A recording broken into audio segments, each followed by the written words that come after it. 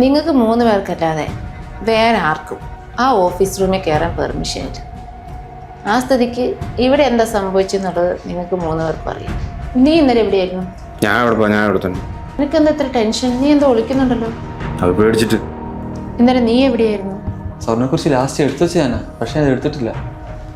ഞാൻ ഇന്നലെ വീട്ടിലായിരുന്നു, പക്ഷേ ഈ ലിബിൻ എപ്പോഴും കുറിച്ച് നോക്കുന്നത് ഞാൻ കണ്ടിട്ടുണ്ട്. ഇപ്പൊ നിനക്ക് എന്താ പറയാനുള്ളത്? ഞാൻ എടുത്തത് ആൽബി ലാസ്റ്റ് അവിടെ പോകുന്ന ഞാൻ കണ്ടേ. അപ്പൊ നീ സമർത്ഥനായി അതങ്ങ് മോഷ്ടിച്ചല്ലേ?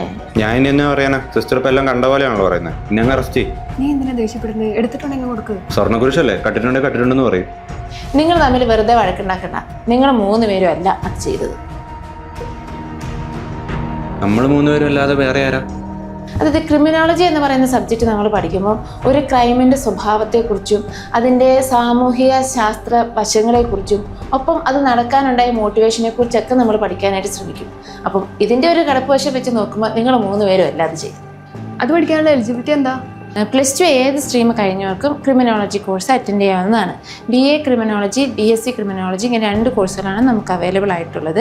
BA ക്രിമിനോളജിക്കകത്ത് നമുക്ക് police studies and police administration എന്നിങ്ങനെ 2 ബ്രാഞ്ചസ് കൂടി അവൈലബിൾ ആയിട്ടുണ്ട്. Study of crime, criminal behaviour, അതുപോലെ തന്നെ ക്രിമിനൽ നീതിന്യായ വ്യവസ്ഥ എന്നിവയാണ് ഇതിനകത്ത് പഠിക്കാനുള്ളത്. ഒപ്പം ശിക്ഷയ്ക്ക് വിധിക്കപ്പെട്ട ഒരാളുടെ പുനരധിവാസവുമായി ബന്ധപ്പെട്ട കാര്യങ്ങളും നമ്മൾ ഈ കോഴ്സിൻ്റെ ഭാഗമായി പഠിക്കാം.